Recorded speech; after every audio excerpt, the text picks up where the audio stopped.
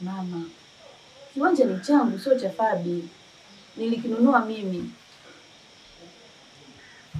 Hata hivyo sidhani kama nakihitaji. Wewe mamuwe, una pesa gani wewe ya kununua kiwanja? Au ulifanya njama juu ya kumuoa mwanangu ili upate kurithi mali zake? Bitabia. Hiyo kweli ni kubwa sana kumwambia mamu. Kumbuka wewe ni mke halali wa marehemu mwanao Fabian.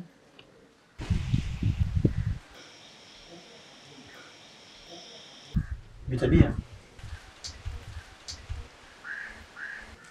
mimi nafikiri hili swala tungelizungumza kama familia. Kama ukiendelea hivi, unaweza kujaza watu hapa, alafu kafanya maamuzi aonekane tofauti.